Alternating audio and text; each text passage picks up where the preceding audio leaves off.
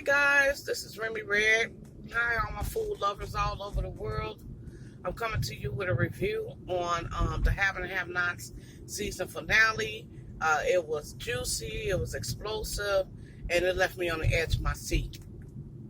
And I can't wait for it to return in 2020. It won't be back until 2020. Okay, so from last week we had David attempt to kill Veronica. She wasn't dead. She emerged from the pool in disbelief that he would try to choke and drown her. That was her initial reaction. Then the follow-up reaction was to seek revenge on him. And so therefore, she rounded up her little posse.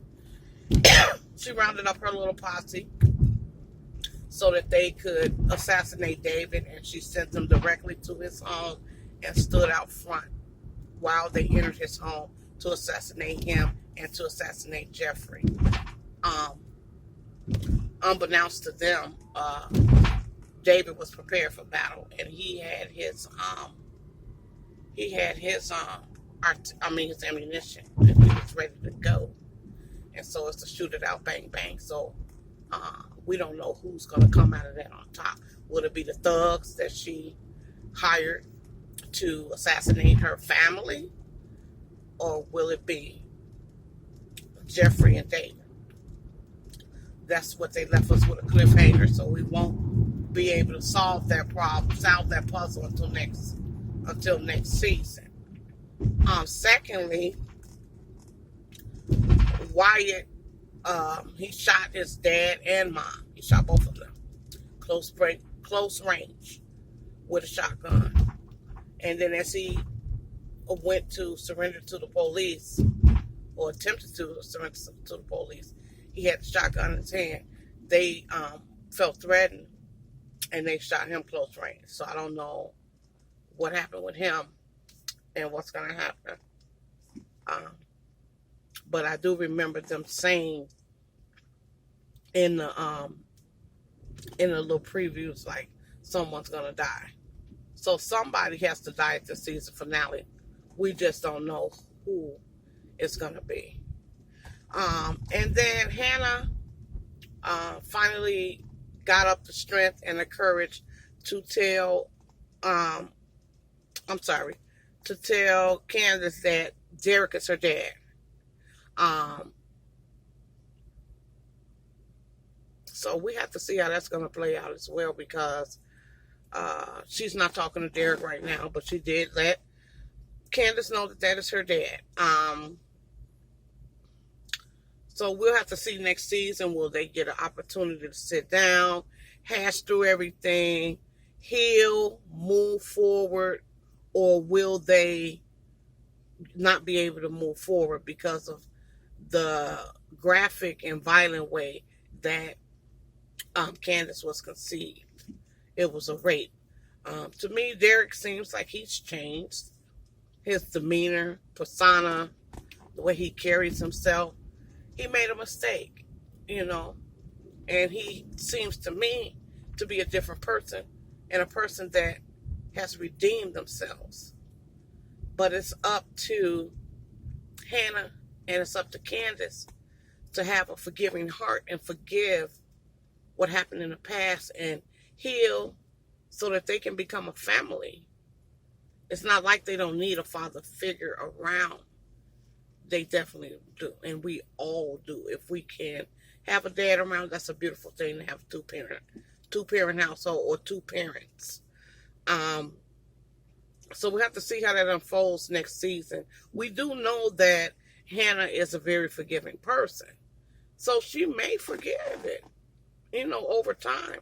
She prays a lot. She's a Christian.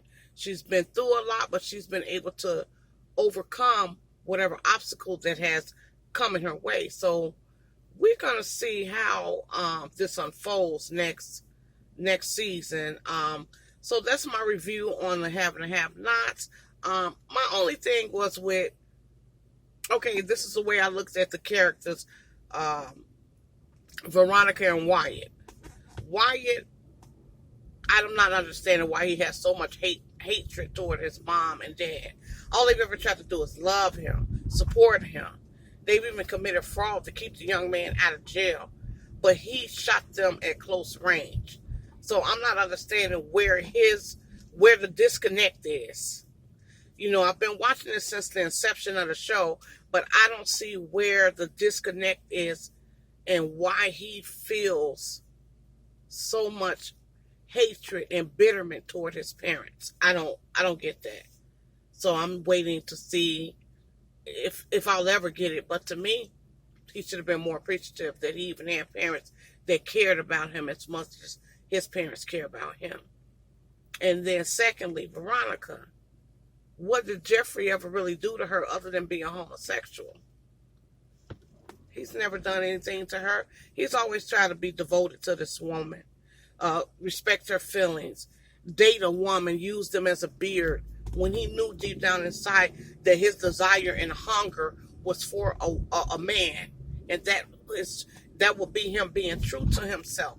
But for whatever reason, Veronica doesn't want it. She's just in such denial about her son, and she just cannot accept this young man for who he is. But he has not done anything to her to warrant her having him assassinated.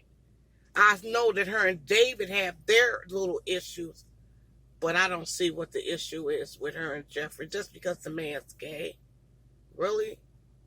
You're going to kill him? You're going to send thugs to kill him? I don't know. It's too extreme for me. So we're going to see next season who's alive, who's dead. I'm not sure. Please subscribe to my channel. I want you guys to have a happy 4th of July. And tell me what you think in the comment section. Who do you think is going to be alive? Who do you think is a vital part of the show that needs to continue to be on the show? And who would you like to see dead and gone from the show with no return and no 9 lives like these characters seem to have? They're like kittens. They come back every time like they have 9 lives. So thank you again. This is Remy Red. Have a beautiful holiday. And don't forget to subscribe. I'm out.